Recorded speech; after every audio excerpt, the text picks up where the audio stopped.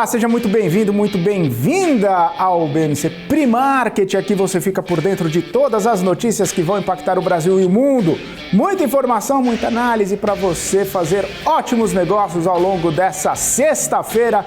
Hoje é dia 10 de fevereiro de 2023. Os mercados internacionais operam no início dessa manhã em tom de cautela, em tom de pessimismo, principalmente depois de falas mais duras de dirigentes do Fed em relação ao aperto monetário, dizendo aí que lá nos Estados Unidos provavelmente a taxa de juros vai continuar elevando, vai continuar sofrendo apertos ao longo de 2023 para tentar conter o avanço da inflação. Estava olhando aqui os mercados internacionais nesta manhã. Na Europa, todos os indicadores negativos. DAX na Alemanha cai 1,58%, CAC na França cai 0,92% e FTSE no Reino Unido cai 0,74%. Inclusive lá no Reino Unido saíram os dados do PIB, a economia do Reino Unido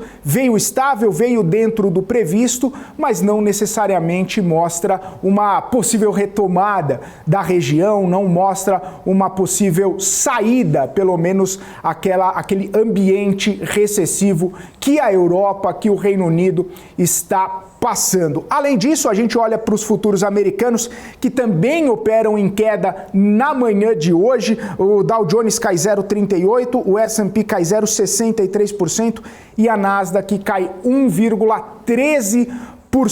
Lá nos Estados Unidos. A gente viu, inclusive ontem, né, aquela movimentação de inversão das curvas de juros, dos juros de 10 e de 2 anos, uma coisa que acontece, que costuma acontecer, ou que pelo menos sinaliza algum movimento mais recessivo nos Estados Unidos, e isso acaba trazendo todas essas consequências. No olhar mais para o petróleo, no olhar internacional, hoje, porta-voz da Rússia falou que o país vai cortar a produção do petróleo em 5%, são 500 mil barris diários sendo cortados a partir de março, e isso é sim uma retaliação, é sim uma medida contra a imposição de teto para o petróleo russo, que o Ocidente, né, o G7, Estados Unidos, Austrália, União Europeia, todos esses países acabaram impondo por conta da guerra contra a Ucrânia lá na Rússia. A Rússia decidiu simplesmente cortar a produção e falou que não vai mais vender nenhuma gota de petróleo para os países que colaboram ou que são a favor dessa imposição de teto. Com isso, o que acontece com o petróleo? A oferta cai, o petróleo sobe. Hoje já está subindo mais de 2,5%. Nesse momento, o petróleo Brent, $86,65 o barril, o WTI subindo 2,5%, $80,01. No fim das contas, né, o que está acontecendo no pré-mercado com as empresas que negociam petróleo? Chevron avança 1,83% no pré-mercado, ExxonMobil sobe 1,88%, a BP sobe mais de 4%, Total Energies sobe 3,56% e a nossa querida Petrobras quase 2% de alta no pré-mercado, nas bolsas americanas. Quando eu falo de Petrobras, são as ADRs da petroleira que são negociadas nas bolsas de Nova York. Então, ontem ela caiu mais de 1%, hoje já sobe praticamente 2%, principalmente com essa movimentação de corte na produção do petróleo russo. Para a gente bater um papo um pouco mais sobre toda essa movimentação, vamos trazer aqui o Guga Almeida, CEO da Trade Insights, todos os dias aqui com a gente no Pre-Market. Muito bom dia, Guga Almeida. Boa sexta para você. Que honra, hein? Que honra estar contigo aqui nessa sexta-feira. Não podia estar melhor. A honra é toda minha, viu, Guga? Muito bom poder bater esse papo contigo, muito bom. Não é que é bom substituir o Marco, né? Coitado, teve um problema logo de manhã cedo aí, mas é sempre bom bater esse papo contigo, né? Já que estamos aqui, né? Estamos aí na atividade. Ô, Guga, deixa eu te falar, a gente estava olhando aqui para essa situação do petróleo, né? a Rússia não dormiu em serviço e já anunciou que vai cortar a produção. Tá certo que acabou até demorando um pouco de tempo, né? Ela primeiro sinalizou, primeiro falou que ia fazer. Quando não houve nenhuma resposta do Ocidente, foi lá e anunciou esse corte, né? Desde dezembro está rolando essa história do teto do preço do petróleo russo, o G7, União Europeia, Austrália, falando que vão pagar no máximo $60, que é para tentar minar um pouco, né? Para tentar tirar um pouco de dinheiro do bolso da Rússia para que ela não consiga se financiar para continuar com a guerra na Ucrânia. Aí a Rússia falou, olha, se vocês continuarem nessa ideia, eu vou cortar a produção, não vou vender para vocês, e agora foi isso que anunciou. E a gente vê essa movimentação no cenário internacional, petróleo subindo mais de 2%, 2,5% nessa manhã. São consequências, né? Cada ação tem uma reação, né, Guga? É isso mesmo. E querendo ou não, Felipe, uma das coisas que é legal de a gente comentar aqui nesse momento é que as coisas elas nunca são assim de surpresa. Não dá para dizer que é uma surpresa a Rússia né, tomar essa atitude. As coisas elas são contadas, elas, principalmente esses movimentos muito bruscos, né, a gente vai sendo avisado com antecedência. Se a gente for ver assim, fazer até um paralelo, a gente teve quando a gente olha para o problema de coronavírus lá na China, né, até chegar o lockdown, é todo mundo sendo avisado. O lockdown na China, até viu um lockdown no resto do mundo, né, o isolamento no resto do mundo, todo mundo é sendo avisado. E geralmente tu tem um mês ou mais de antecedência, assim, com um cenário que te permite com que tu tome decisões. Né? O mundo nunca é pego de surpresa. O problema é onde a gente foca em determinados momentos. Tá? E como a informação ela vem muito antes de acontecer os eventos, tá?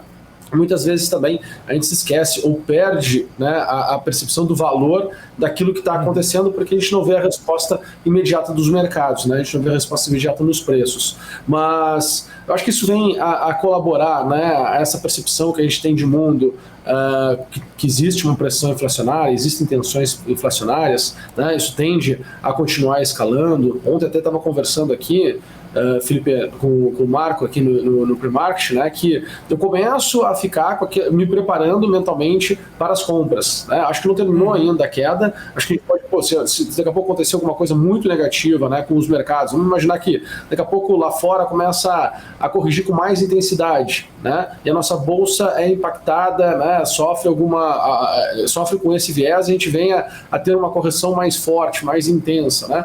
Existem cenários aqui que nos levam a nossa bolsa de volta nos 83, 85 mil pontos. Né? Seria um cenário exagerado, mas eu surfaria esse movimento já com uma cabeça de compra, né? Uma cabeça de, deixa eu encontrar aqui onde o mercado vai mostrar esses exageros, né, para que eu possa comprar. Porque eu já acho que a gente já vem corrigindo já há muito tempo e essa narrativa, né, do ciclo das commodities está muito pronta para ser destravada. Eu acho que a gente tem um cenário, um contexto muito forte para isso. Né? Então, acho que, né, a gente vai aí tender a se destacar. Claro que a gente fica com medo das correções, das janelas de correções. Né? E precisa fazer um exercício, precisa voltar um pouco mais atrás do tempo, precisa olhar para os comportamentos do mercado, né? Precisa medir que a gente já está aí há um ano, quase 2 anos, né? Em um processo de correção da nossa bolsa, né? Não começou agora, o mercado está super vazio, pessoa física super estimulada está na renda fixa, não está na renda variável, né? Fundos também super estimulados a estarem na renda fixa, não na renda variável, pessoal reclamando que está sofrendo resgate, então todo mundo correndo atrás da máquina para ajustar o meio de campo. Né? Então tem um cenário interessante. Então nós que somos pessoas físicas, investidores, né, buscando oportunidades, agora faz sentido a gente já começar a olhar, porque parece que a gente já está meio que no corner, né? As coisas elas ali na frente já tem já consegue enxergar todos os inimigos na mesa. Tu já sabe quem são os inimigos, tu já sabe quem são os vilões, tu já sabe o que eles vão fazer, quando provavelmente eles vão fazer, tu já sabe o que esperar do mercado. Acho que não tem nenhuma surpresa assim, a não ser que venha uma guerra mundial, né? Aí seria uma surpresa, mas não é o caso, né? Não vejo ainda isso tá nesse patamar, né? Mas Então, assim, tem que olhar já com um ângulo aí de quem sabe podemos ter aí uma janela de oportunidade para a nossa bolsa aqui, mesmo com tudo que a gente já sabe aqui de problemas que a gente tem aqui de risco político e de risco fiscal aqui dentro do Brasil. Interessante isso que você falou, Guga, que está começando a talvez, de repente, olhar para algumas compras. Você não é o primeiro que eu ouço falar isso, viu, Guga? Não quer dizer que eu tenho que comprar esse preço, tá? Sim, sim. Só para deixar claro, existe uma diferença entre tu estar já comprando, sim, sim. De tu te preparar, né, para que enxergar que o cenário ali na frente, ele tende a ter assim, tende a embicar para melhorar. É isso que eu tô querendo dizer, né? Quando a gente olha para o mundo, né? Tá tudo já, né, nos seus limites, né? Ao meu ver, assim, dentro do aceitável, tá tudo dentro dos seus limites. Então as coisas elas podem começar a ser estimuladas de forma positiva. E para mim isso é tão verdade, porque com certeza quando a gente cria esse estímulo, né? Para o pessoal tentar olhar para um ângulo um pouco mais positivo, muita gente que é muito teórico, muito estudioso, sofre. Deve estar na cadeira agora, se balançando, incomodado, né, com o que está sendo falado. Isso mostra muitas coisas, porque quando as pessoas elas começam a ter alguma certeza de um determinado cenário, e o mercado já está há muito tempo, né, caminhando para esse cenário, só que aí não acontece aquele grande movimento que se espera, seja para cima, seja para baixo, é porque já está equalizado. Né? Porque, querendo ou não, o mercado ele precisa de pessoas comprando, pessoas vendendo, né? Pessoas estimuladas a comprar e manter ativos, pessoas estimuladas a vender e não entrar mais nos mercados. No final, o que define preço é isso. Né? Então, muitas vezes, quando a gente vai olhar para a janela lá de 2016, por exemplo, cara, parecia um caos absurdo. Né? Parecia que estava tudo arrasada, né? Assim, terra arrasada. Pô, aí a gente vai olhar para aquele ano, a bolsa quase subiu 100%. Pô, quer ganhar dinheiro na bolsa? Tu tem que conseguir enxergar fora, né, dos teóricos, né? Tem que conseguir ir para a prática, olhar o que os outros não estão olhando, tomar risco aonde os outros não estão tomando, né? Obviamente, muita gestão de capital, né, com uma percepção muito bem definida, porque depois tu vai conseguir contar a história que todo mundo vai explicar. Mas tu vai contar a tua história, entendendo que, é difícil em algum momento tu tomar risco, né? Tu tem dúvida, obviamente, tu tem dor de barriga, obviamente, né? Tu fica se questionando, por que tu tá na contramão de todo mundo, porém, né, quando tu estuda com menos viés, né, mas sim fica olhando para oportunidades, tu vai ver que poucos conseguem, de fato, surfar os bons movimentos do mercado, porque são muito impactados pelos viés, pelas narrativas e tudo mais. Ô Guga, eu queria que você desse uma olhada no gráfico aí, se você tiver já disponível. O Mário Mansur perguntou aí se a gente vai chegar ainda abaixo dos 100 mil pontos na Bolsa.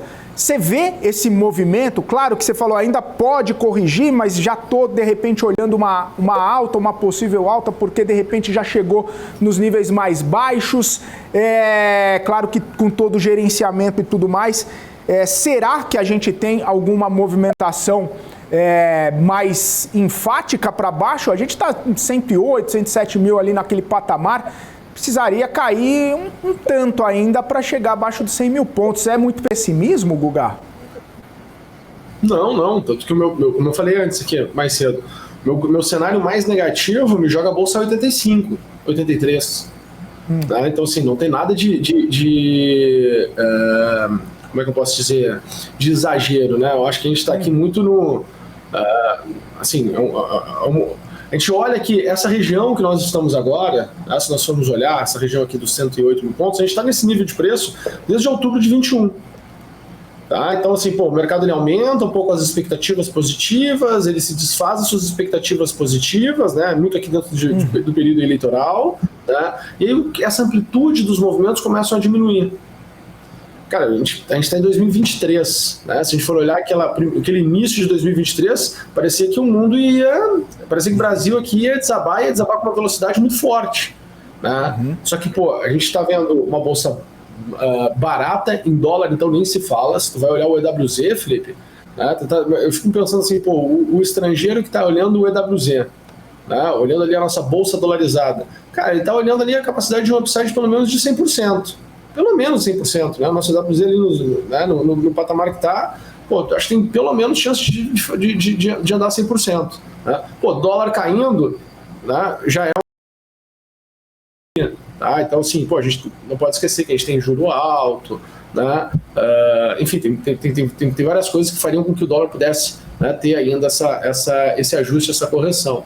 Né? Mas pensando na nossa bolsa, né, pensando nessa questão de commodity, esse rally de commodity, olhando o mundo querendo, né, desse patamar, querendo ter uma pitada lá para tomar um pouco mais de risco, indo para países emergentes, olhando para países emergentes, né, pô, o Brasil está, acho que, disparado como a melhor opção que se tem, né? Então, acaba que se tem esse estímulo, né, comprador, tá?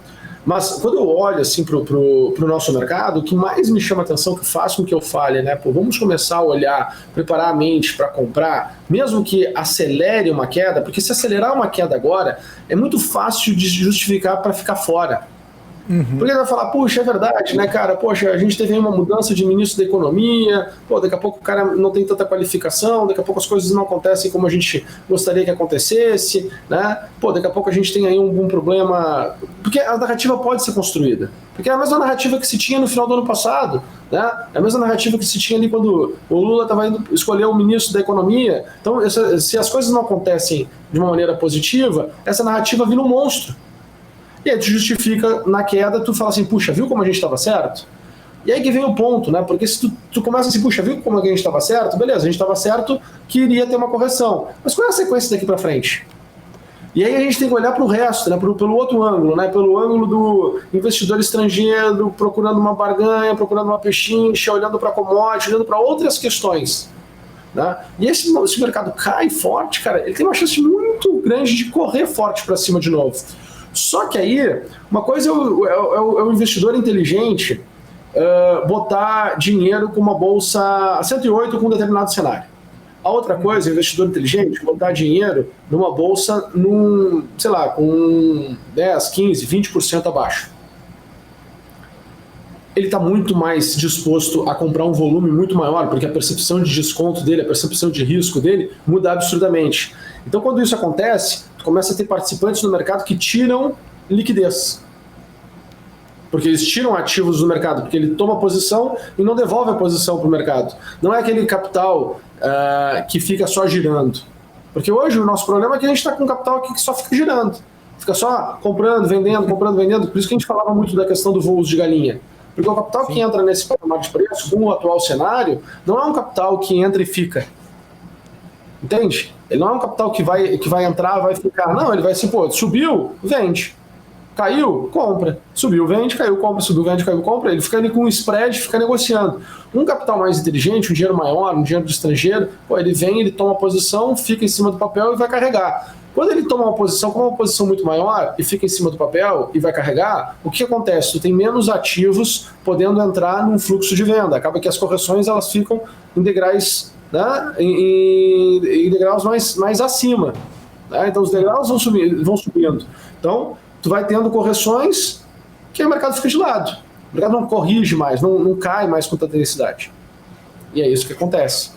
Então a gente tem que olhar para essa dinâmica de preço. Tá? Então até para responder, pô, tem como corrigir, tem como cair? Claro que tem. Tá? Pô, meu cenário, olhando aqui para esse movimento deste ano, isso que é importante ver, né? Não estou pegando aqui todo o cenário, todos os participantes do mercado no ano passado, estou pegando os participantes aqui desse ano. Esse estímulo que nós tivemos aqui em janeiro, né? Ali dos dia 4 de janeiro até o dia 12 de janeiro. Quando a gente olha para esse movimento, Felipe, e o pessoal que está nos assistindo, né? Quando a gente pega esse movimento e faz a projeção opa, se as coisas se perder aqui esse 107.400, né, da nossa bolsa, do Ibovespa, onde vai? Né? Onde acelera? Onde ele vai buscar? Pô, estou vendo aqui, ó, 98. 98. Quando eu olho para trás, né, essa região aqui de 98, a gente olha para trás, e aí vamos lá, o que a gente tinha aqui? Né? O que a gente tinha aqui para trás? Quem viveu esses momentos, né? Pô, a gente tinha aqui para trás outubro de 2020, né? Então depois da gente sair daquele momento de extrema dor, né? A gente estava aqui, que foi o período dos lockdowns, do segundo lockdown, né, na Europa, foi o período lá do nosso segundo lockdown na Europa. Quando a gente olha para cá, dezembro de 21, né? Então foi o que nós tivemos aqui? Pô, foi quando a gente fecha o ano né, com aquela porrada absurda de diferença, de expectativa de juros no início de 2021 e o que a gente vivenciava de juros aqui no final de 2021, que foi o que desencadeou aqui o processo de correção, onde a gente viu o setor de varejo aqui no Brasil tomar uma porrada absurda, onde a gente viu pessoa física tirar a toalha, onde a gente viu os multimercados zerarem suas posições de bolsa, porque tava o pessoal tinha sido obrigado a montar a posição de bolsa aqui atrás. Esse movimento que nós tivemos aqui foi um movimento por pessoa física. Aqui a pessoa física começa a abandonar o barco, primeira etapa, segunda etapa aqui. O que nós tivemos aqui de abril, de abril até julho, período da campanha, período eleitoral,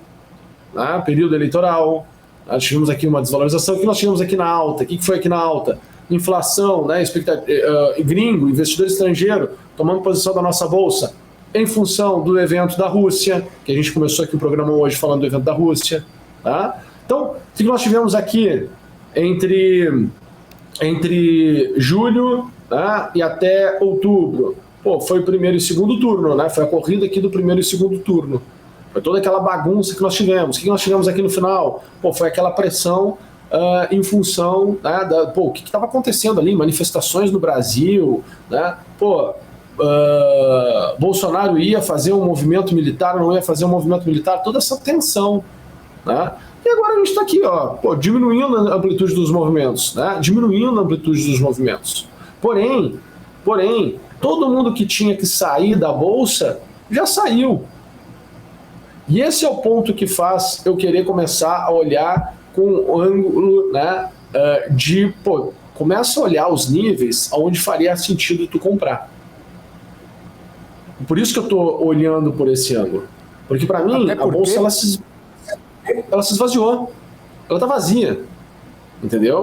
Então, assim, havendo mais um movimento, tu não tem uma sequência de queda, porque tu começa assim, puxa, cara, tá muito barato, tá muito atrativo. Agora eu vou começar a comprar, porque, cara, as coisas não vão tender a piorar. Não vai piorar para sempre. Uhum. E aí vai indo. E aí a gente vai se desenhando, a gente vai se remodelando, vai se moldando.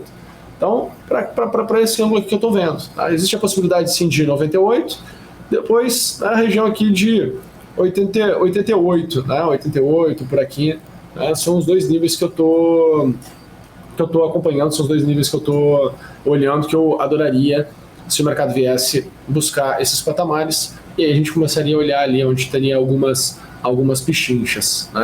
Mas, vamos lá, futuros agora caindo e a gente olha para a nossa Petrobras lá subindo. Então, provavelmente, nossa bolsa deve abrir mais não tão com tanta intensidade negativa, Pode ser que abra aí um pouco mais no 0 a 0, um pouco mais positiva. Tem que analisar.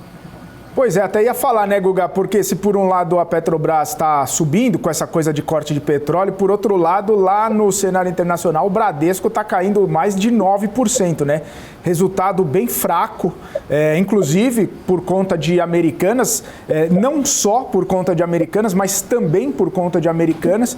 E aí Bradesco pode fazer um movimento de puxar para baixo, claro que não tem tanta força quanto Petrobras, mas de repente o setor financeiro acaba ficando um pouco contaminado com essa questão de Bradesco e pode deixar no 0 a 0 aí, Então, as viúvas da Americanas, Tu tinha as Americanas, Felipe? Fala para nós aqui a verdade, Americanas, Zoe, Marisa e IRB.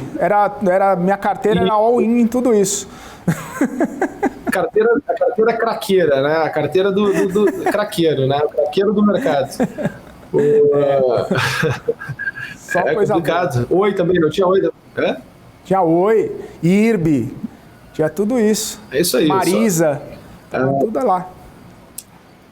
Com certeza, Bradesco caindo 9%, acho que não só isso, o fato dele cair, o fato dele já mostrar essa questão do resultado, os bancos como um todo vão ter esse tipo de sofrimento, Só que, imagina, faz um exercício aí, imagina a pressão, em toda a diretoria dos bancos agora, para gerar resultado, para rever isso. Os bancos devem estar assim, ó, se mordendo para olhar onde eles vão, de algum jeito, achar dinheiro, fazer dinheiro. Tá? Então também tem que olhar por esse ângulo, porque é como se fosse um processo evolutivo, né? Pô, eu sofri, machuquei, magoei, mas eu tenho que me recuperar. Então agora eu vou com mais força. Né? Então é importante a gente olhar para isso, por esse ângulo, porque pô, os bancos não vão quebrar. Tiveram um resultado ruim, vai impactar na percepção do investidor, né? Vai ter correção, mas ele tem que enxergar assim, pô, qual é o estímulo para frente, né? Porque pô, todo mundo sangrou, todo mundo se machucou, todo mundo ficou dolorido, né? Então todo mundo vai os bancões, né, vão achar ali um jeito para de alguma forma esse ano darem mais lucro, né? Então vão vir com mais sede ao pote, né? Pois é. Mas olhando aqui para o índice, aqui para nossa abertura, o que dá para a gente pensar aqui, dá para a gente imaginar, dá para a gente traçar aqui? Acho que tem espaço para voltar. Vamos lá, se a gente for olhar para um ângulo positivo, acho que deve abrir ali pelo 108, 270. A surpresa muito positiva, que acabou no final do dia de ontem, né? O mercado fechando esse cenário de baixo, esse ciclo aqui de baixo. Então, eu imaginava que a gente poderia ter espaço para ter um repique, tá? Do mercado hoje para abertura, né? Podendo chegar ali até 108, 750. Né? O mercado ontem, ele não conseguiu. Eu falei ontem no pre-market, né, que para mim o meu divisor de águas era o 110 e 900.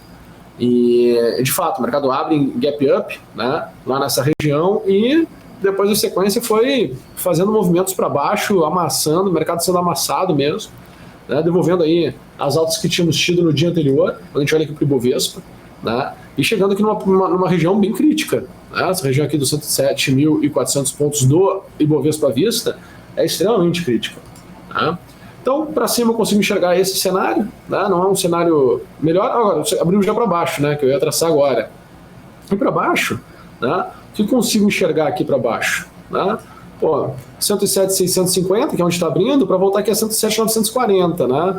E o melhor dos mundos, se for para um degrau mais abaixo, 107,200, né? Para voltar aqui para 107,650. Né? Acabou que não deu tempo de fazer análise, já abriu assim na tampa, né? Então, para mim são esses dois números aqui para agora, para até as 10 horas da manhã, 9h30, 10 horas da manhã, dá para a gente poder trabalhar aqui nessa região. Mas é isso. Fechou então, Guga. É isso. É isso? Maravilha. Não, é isso então, Guga. Tranquilo. Tá pensando nas americanas, né? Eu tava divagando aqui, pensando em algumas coisas. Eu olhei, para falar a verdade, eu olhei o relógio, que você tinha falado que precisava sair 9 horas, já olhei e falei, 9h01, preciso mandar o Guga embora, dar o sextou dele. Boa. Valeu então, Guga. Bons negócios nessa sexta-feira aí. E vai com calma nessa sexta-feira, hein? Que sexta-feira tá daquele jeito. Abraço, Guga. Bom fim de semana para você, meu amigo. Tchau, tchau. Tchau. Valeu. Olha lá, Guga Almeida, CEO da Trade Insights aqui com a gente todos os dias. Eu vou para um rápido intervalo, na volta a gente vai bater um papo com o Said Santana. Vamos falar de cenário inflacionário, vamos falar da viagem do presidente Lula lá aos Estados Unidos. Daqui a pouquinho continua aqui com a gente.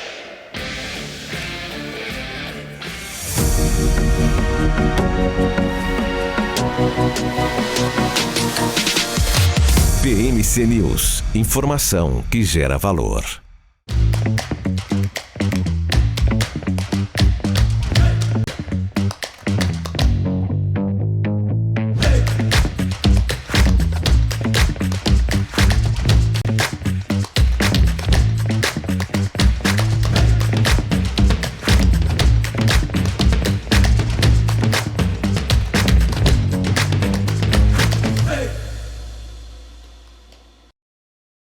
As empresas que fazem parte do seu dia a dia estão em uma das maiores bolsas do mundo, a Nasdaq.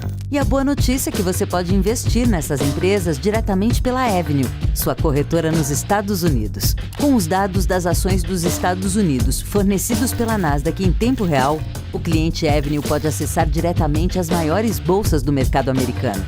Entre neste mercado de tecnologia e inovação. Acesse avenue.com.br/Nasdaq e seja bem-vindo ao mercado global.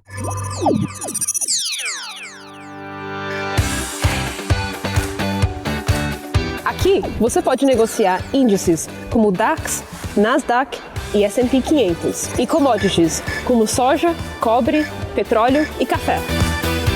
Além de ações e ADRs das maiores empresas do mundo, como a BMW, Google, Apple, Netflix e Disney.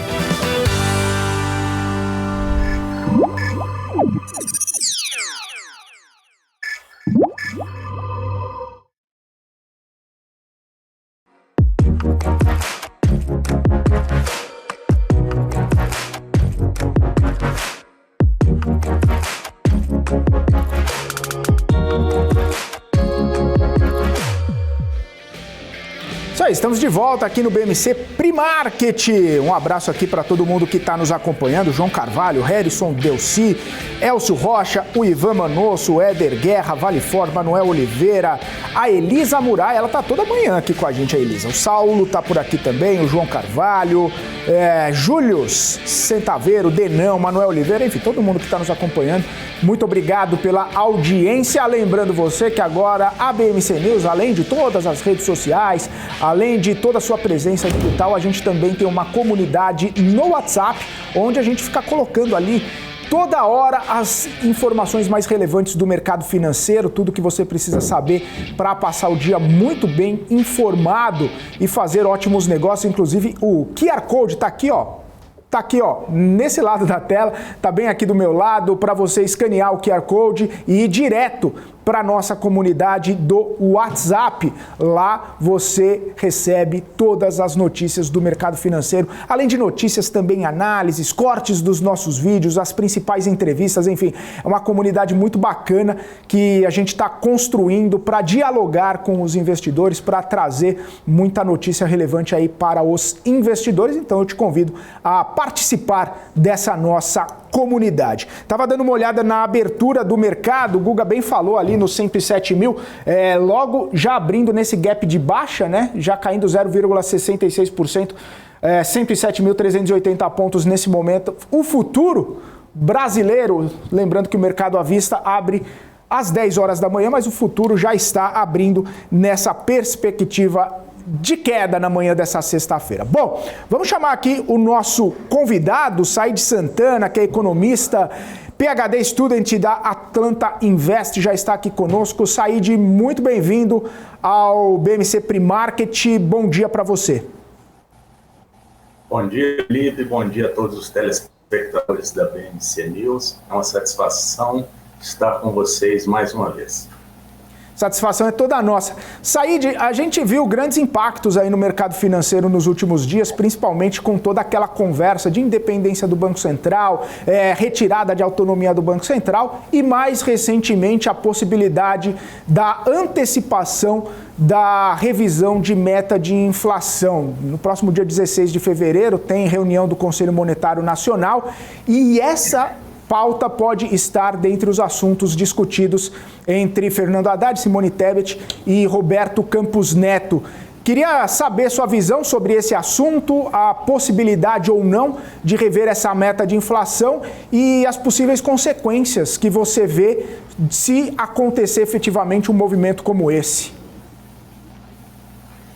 Felipe, essa semana foi uma semana passada, né? Foi uma semana conturbada, os índices caíram, confiança diminuiu e o presidente da Câmara, o presidente do Senado puseram a pedra no sapato, puseram a pedra em cima desse assunto para encerrar essa questão de autonomia do Banco Central. Isso não vai à votação, então isso deu uma aliviada nos investidores.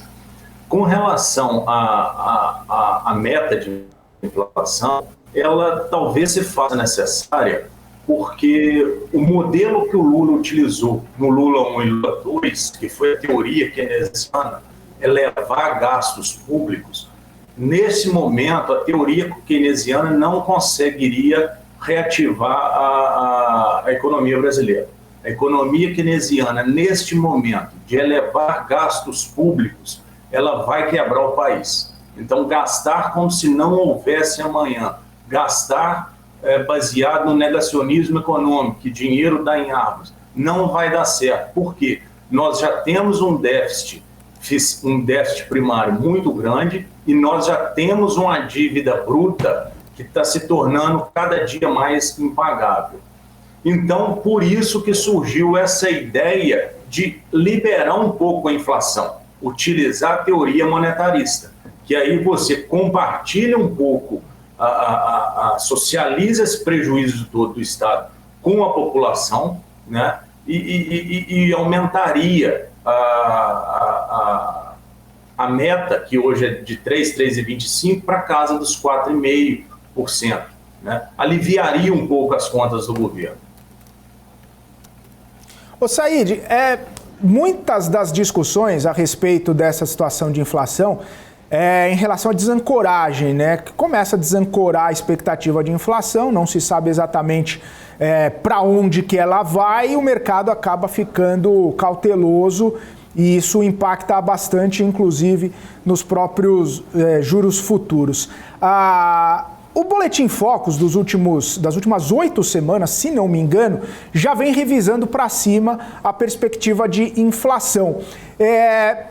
Se o mercado já está dando como certo uma inflação até um pouco além do que a meta estipula, se de repente até os próprios bancos acabam precificando uma inflação maior, tanto que ontem saiu o IPCA, falou, olha, ele veio desacelerado, mas mesmo assim não foi a desaceleração que a gente imaginava nesse IPCA.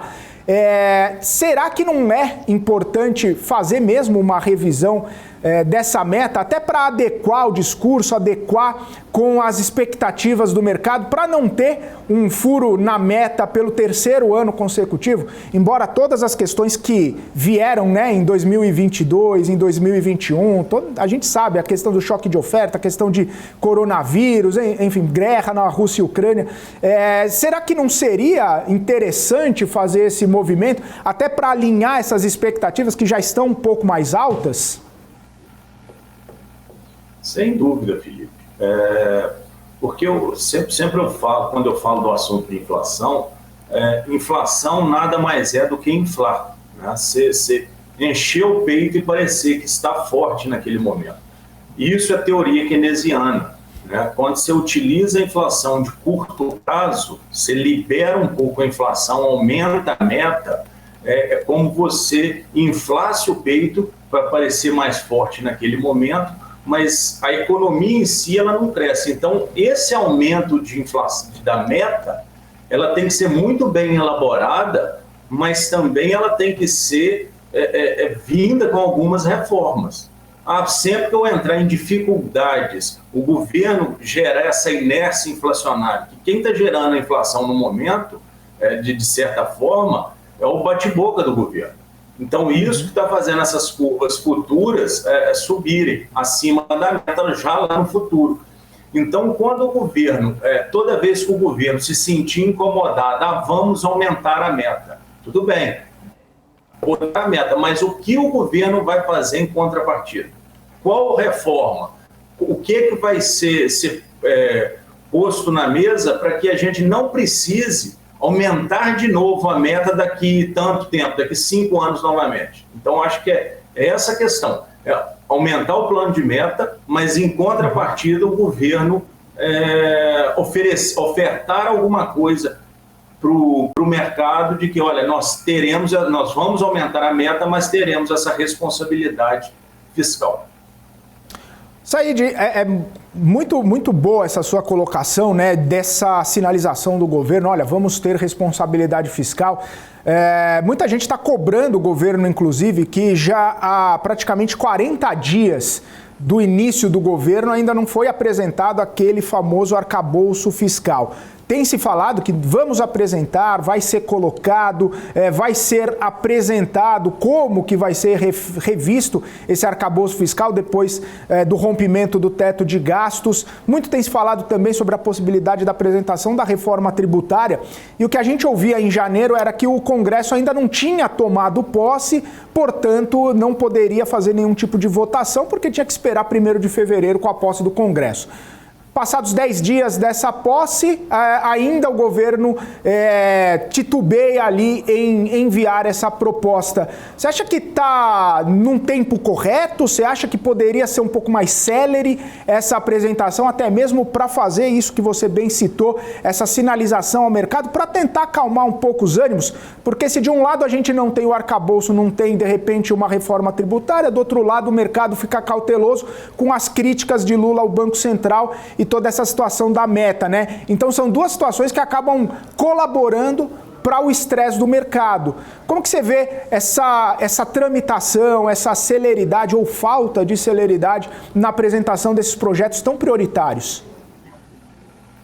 Felipe, eu acredito que o principal norteador de uma possível reforma tributária, desse novo arcabouço fiscal, ela deve se iniciar pelo Estado de São Paulo. Então, o governador de lá que teria que dar esse pontapé. Eu já vi algumas entrevistas dele com esse intuito, porque São Paulo é o motor do país.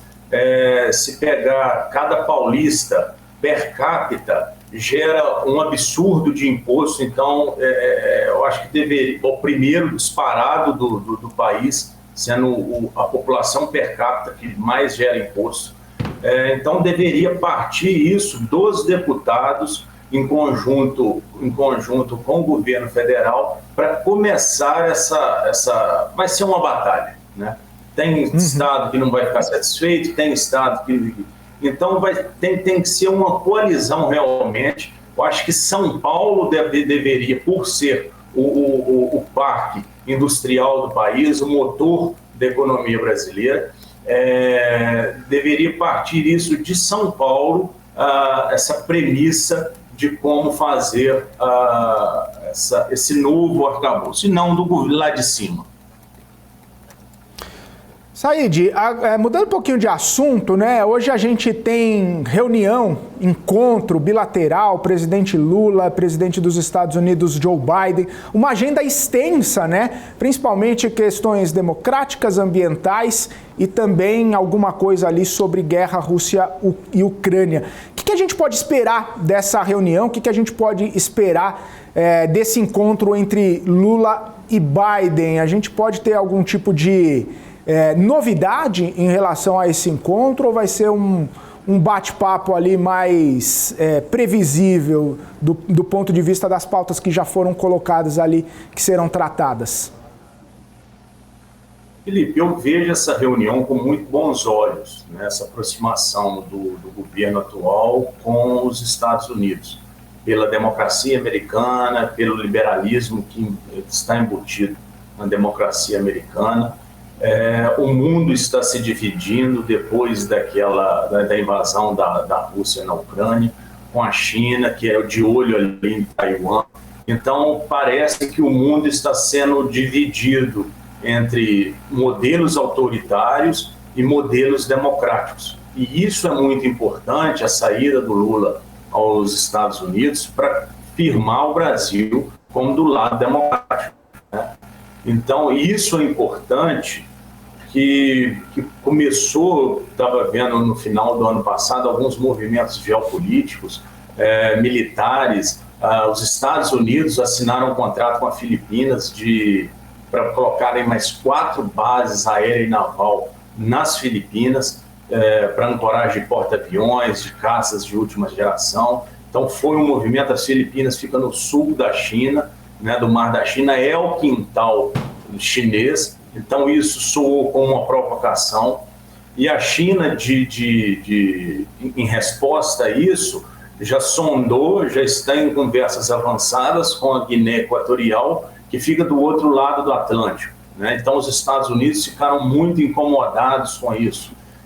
Esse porto chinês na Guiné Equatorial seria para suportar ancoragem de porta-aviões. E o Atlântico é o quintal dos Estados Unidos. Então o Brasil se reforça, se reafirma como uma importante peça dentro dessa geopolítica global para os Estados Unidos. Então é de suma importância esse alinhamento bilateral Brasil e Estados Unidos, e manter isso aceso.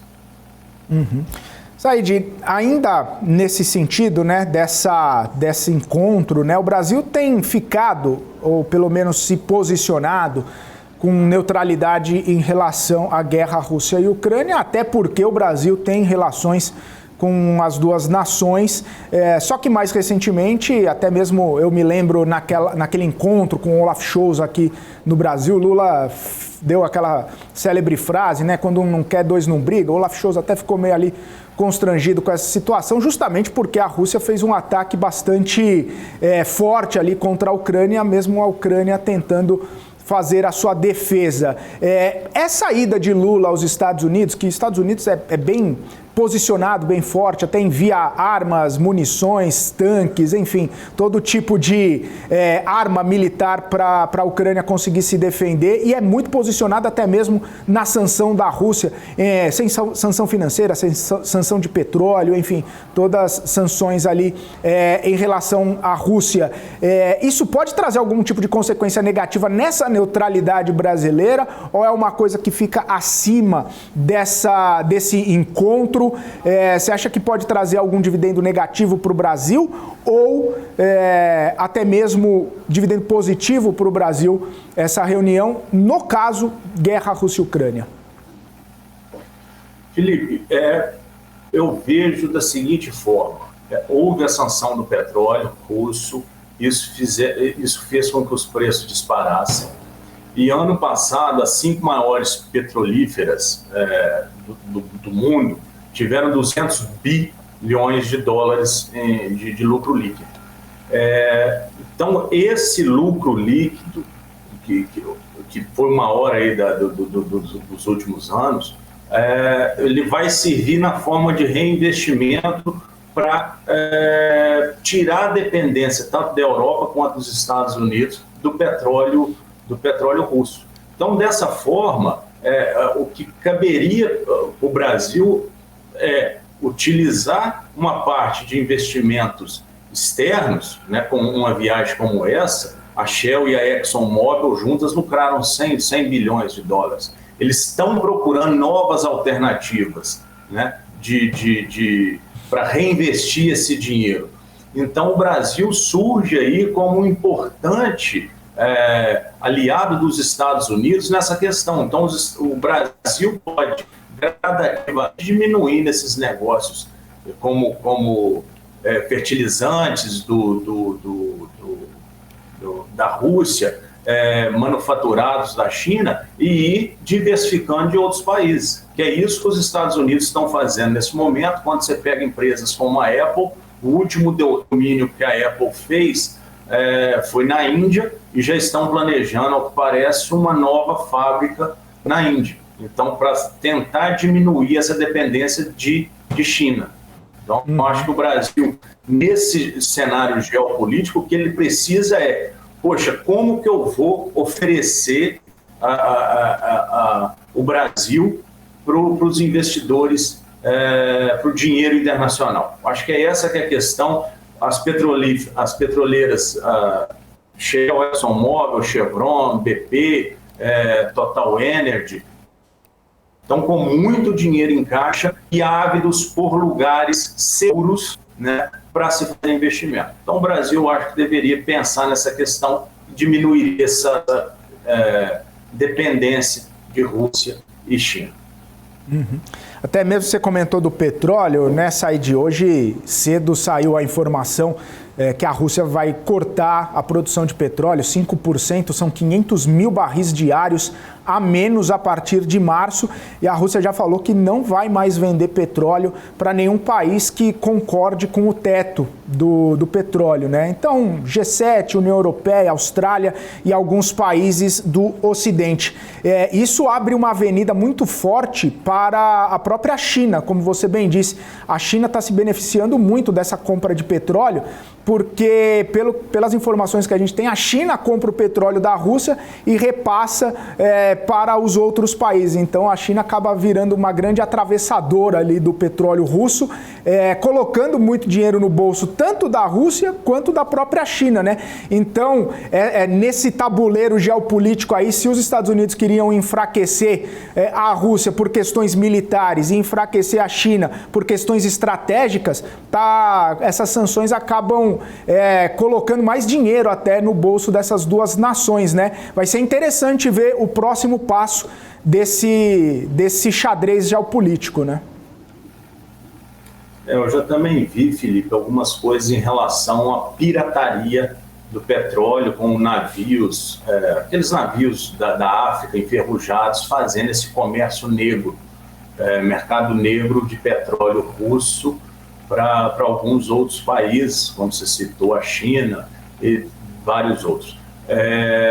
Mas tem essa questão também que esse dinheiro ele não aparece, né? E a gente vê o mundo hoje com confiabilidade muito grande em dólar. Então esse dinheiro ele não aparece no mercado financeiro, então a Rússia, de qualquer forma, ela acaba sentindo, né? Porque esse dinheiro, a China não vai confiar em rublos, né? A Rússia talvez não confie ali no yuan no chinês. Então acaba de certa forma que enfraquece por não participar do mercado financeiro global.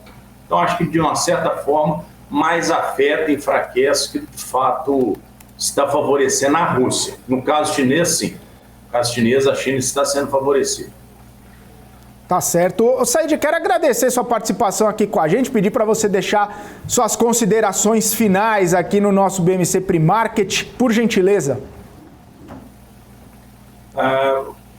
Felipe, eu acho que o ano de 2023 tem se mostrado mais um ano desafiador, né? A economia brasileira é um mar turbulento, né? A gente não morre de tédio aqui dentro.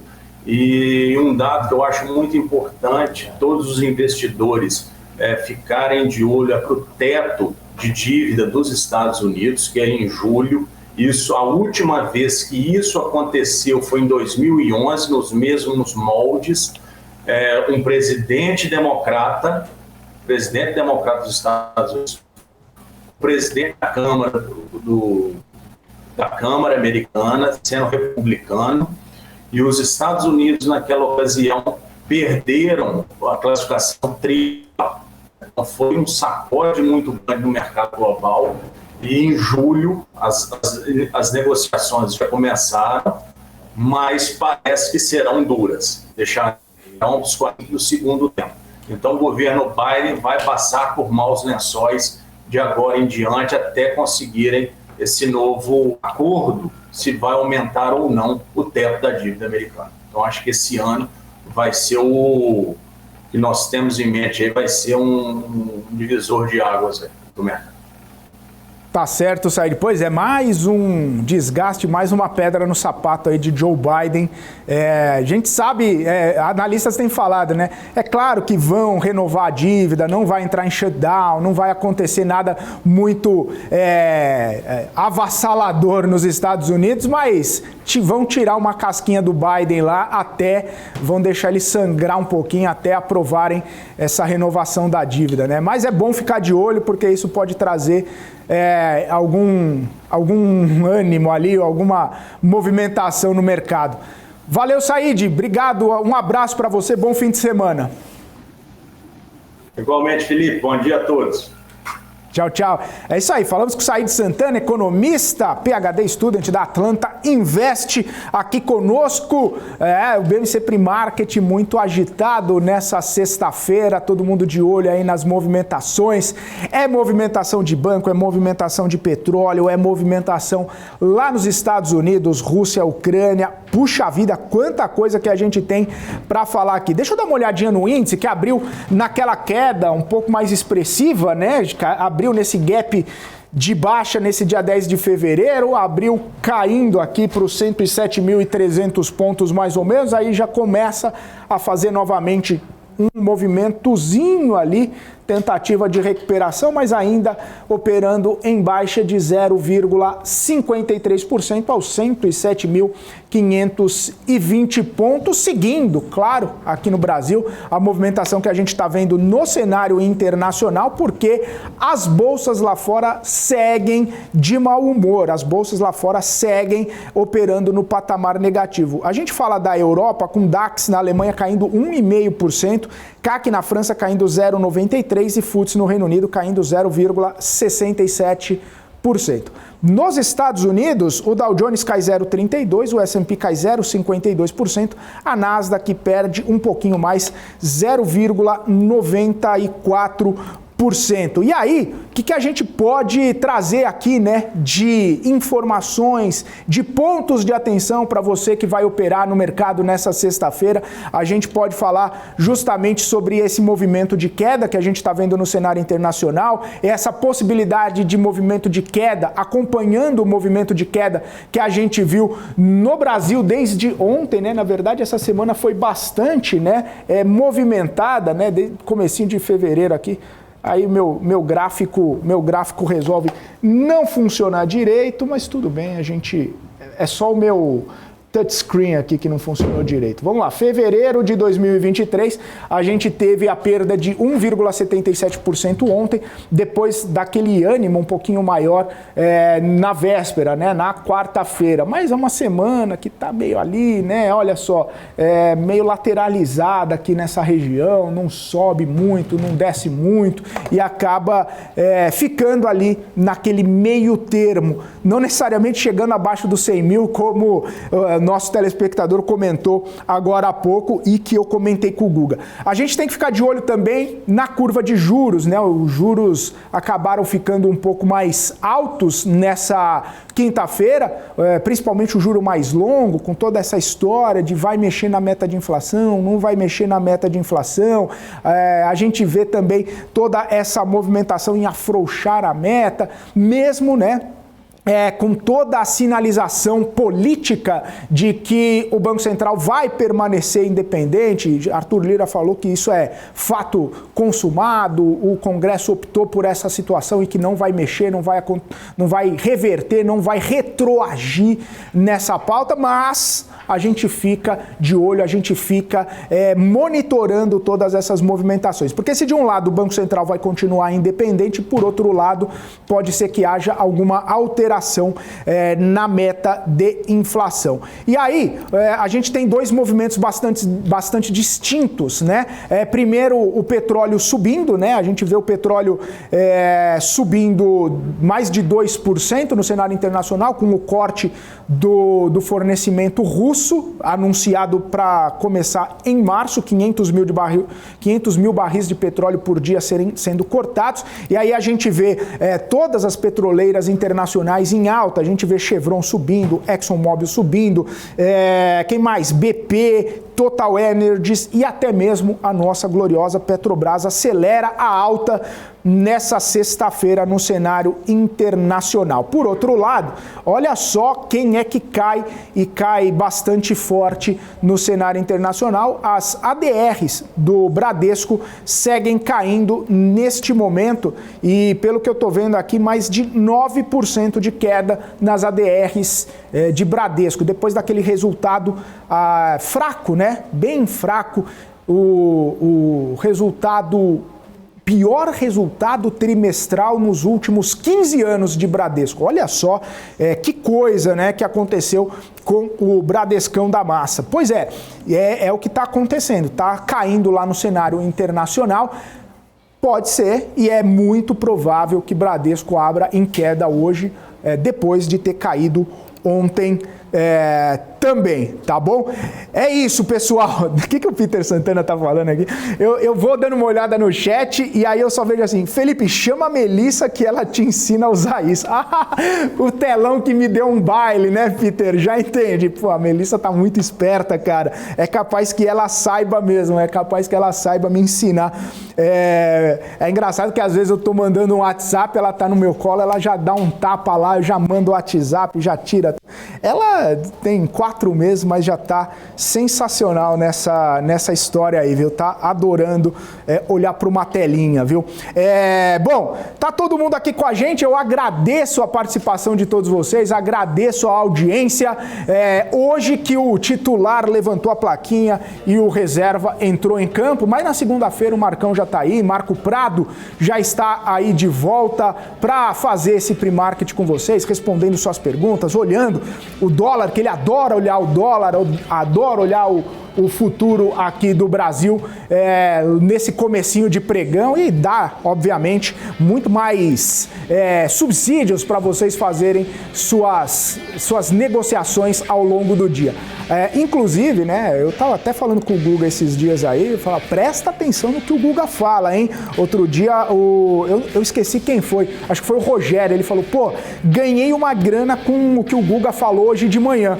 E aí, então, já fica, hashtag fica a dica, né? Ouve o que o Guga Almeida tem para falar. Tá bom? É isso aí. O Peter Santana, nós te amamos também, Felipão. Valeu, Peter. Abraço pra você, meu amigo. Abraço pra todo mundo que nos acompanhou nesse BMC Pre-Market. Tá chegando. Paula Moraes, BMC News, agora com os principais destaques do mercado financeiro nessa sexta-feira. Eu também vou estar daqui a pouco ali na bancada. Forte abraço, ótima sexta. Tchau, tchau.